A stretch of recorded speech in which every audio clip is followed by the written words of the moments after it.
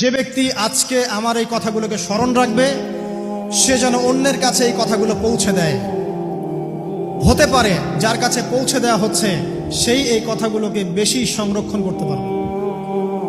আল্লাহ পাক তার প্রতি রহম করুন যে আমার এই কথাগুলোকে অন্যের কাছে পৌঁছে দিবে।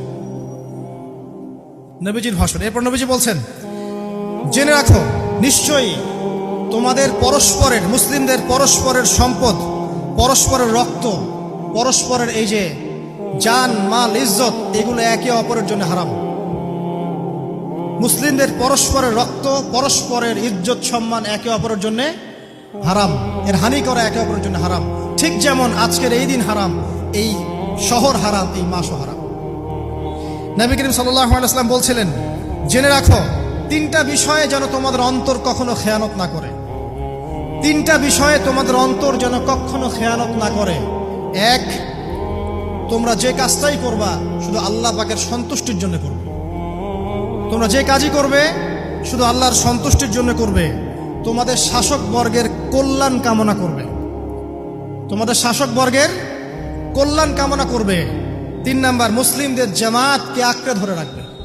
মুসলিমদের ইউনাইটেড কমিউনিটিকে আঁকড়ে ধরে থাকবে। এই 3টা বিষয় পালনের ক্ষেত্রে তোমাদের অন্তর যেন খেয়ানত না করে।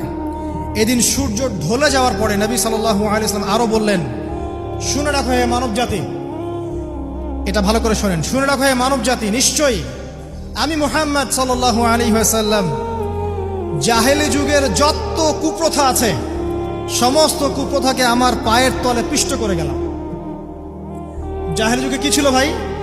শিরিক ছিল, সুদ ছিল, মাদক ছিল, নারীর অবমাননা ছিল, কন্যা সন্তানকে দাফন করা হতো, রক্তক্ষয়ী, হানাহানি, মারামারি, কাটাকাটি ছিল। এগুলো সবকিছুকে আমি আমার পায়ের তলে দাফন করে গেলাম। এটা কি দাফন হয়েছে? তিনি বলছেন, নিশ্চয়ই আমি জাহেলি যুগের সুদকে আমার পায়ে তলে পিষ্ট করে যাচ্ছি। সর্বপ্রথম যার সুদ আমি পিষ্ট করছি তিনি হচ্ছেন আব্বাস ইবনে আব্দুল মুত্তালিব, আমার চাচার সুদ। নিজের পরিবার থেকে দৃষ্টান্ত স্থাপন করলেন। তিনি আরো বললেন, হে উপস্থিত জনগণ, তোমরা মেয়েদের ব্যাপারে সতর্ক থাকবে এবং তোমাদের স্ত্রীদের ব্যাপারে সতর্ক থাকবে, তাদের হকের ব্যাপারে সতর্ক থাকবে, কেননা তোমরা তাদেরকে আল্লাহর কালিমার মাধ্যমে হালাল করে নিয়েছো। অতএব তাদের ব্যাপারে তোমরা সতর্ক থাকবে। তোমাদের উপর তাদের হক হচ্ছে তোমরা যা খাবে, যা পরবে, তাদেরকেও তাই খাওয়াবে, তাই পরাবে। আর তাদের উপর তোমাদের হক হচ্ছে তারা তোমাদের বিছানায় এমন কাউকে আসতে দিবে না যাদেরকে তোমরা অপছন্দ করো। নবী করিম সাল্লাল্লাহু আলাইহি ওয়াসাল্লাম আরো বলছেন, এই দিন আইয়ুহান নাস, হে মানব জাতি, তারাকতু ফিকুম আমরাইন, জেনে রাখো আমি তোমাদের সামনে মাত্র 2টো বস্তু ছেড়ে গেলাম। কয়টা বস্তু? লান তাদিল্লু মা তামাসসাকতুম বিহিমা, তোমরা কোনোদিন পথভ্রষ্ট হবে না যতদিন এই 2টা বস্তুকে আঁকড়ে ধরে থাকবে। কিতাব আল্লাহ, আল্লাহর কিতাব, ওয়া সুন্নতি নবীহি, এবং তার নবীর সুন্নাহ। তিনি আরো বললেন, আল মুসলিম, জেনে রাখো প্রকৃত মুসলিম সে ব্যক্তি, মান সালিমাল মুসলিমুনা মিন লিসানিহি ওয়া ইয়াদিহি, যে ব্যক্তির হাত এবং জবান থেকে অন্য মুসলিম নিরাপদ থাকে সেই ব্যক্তি হচ্ছে প্রকৃত মুসলিম। আল মুহাজির, আর প্রকৃত মুহাজির সে ব্যক্তি, মান হাজারা মা নাহাল্লাহু আন, আল্লাহ পাক যা নিষেধ করেছেন সেখান থেকে যে দূরে থাকে সেই ব্যক্তি প্রকৃত মুহাজির, মানে হিজরতকারী। তিনি আরো বললেন, মনে রেখো আমি তোমাদের সবার আগে হাউজে কাউসারে চলে যাব, সুবহানাল্লাহ, এবং সেখানে আমি তোমাদের জন্য অপেক্ষা করতে থাকবো।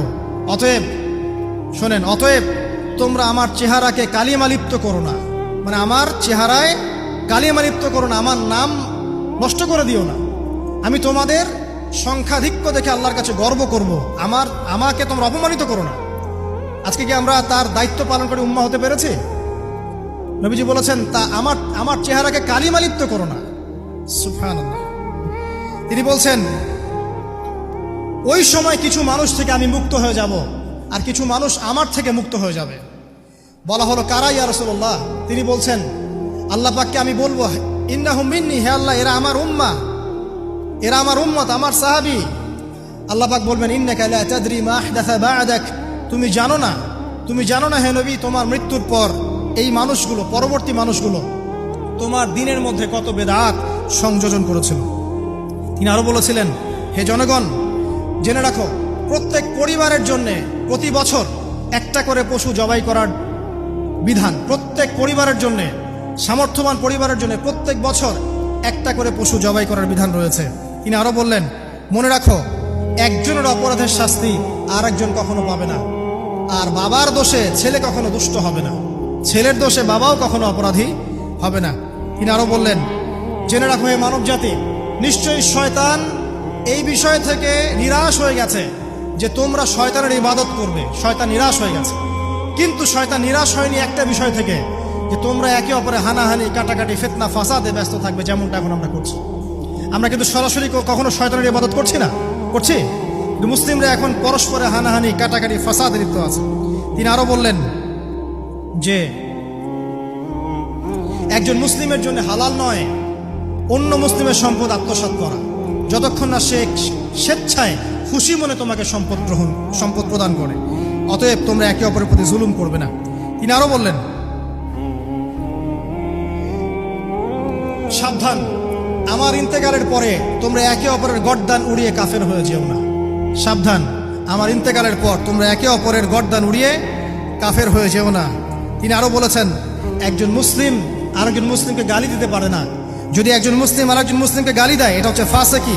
এবং একজন মুসলিম যদি আরেকজন মুসলিমের সাথে যুদ্ধ করে, এটা হবে এক প্রকার কুফরি।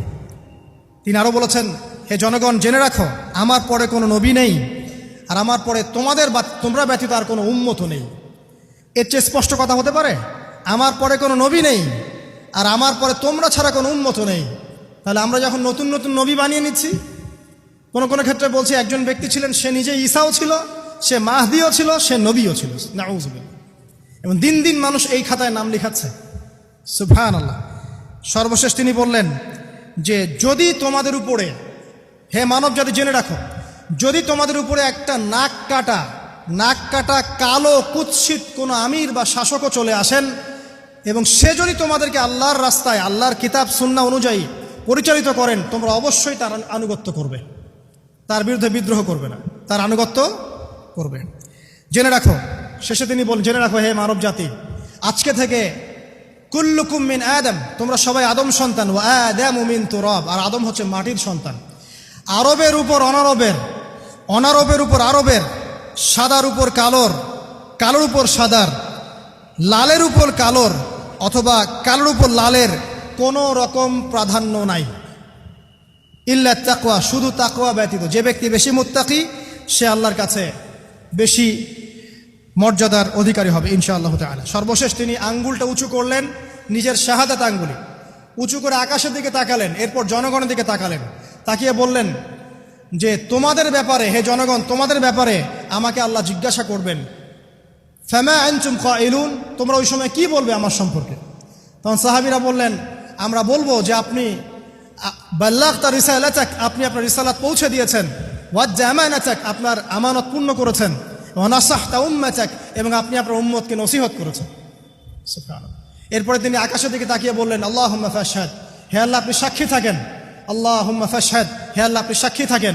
আল্লাহুম্মা ফাশহাদ, হে আল্লাহ আপনি সাক্ষী থাকেন যে আমি আমার দায়িত্ব পৌঁছে দিয়েছি। এরপরে নাজিল হলো, আল ইয়াউমা আকমালতু লাকুম দীনাকুম ওয়া আতমামতু আলাইকুম নি'মাতি ওয়া রাদিতু লাকুমুল ইসলামা দীনান। এই হলো বিদায় হজ।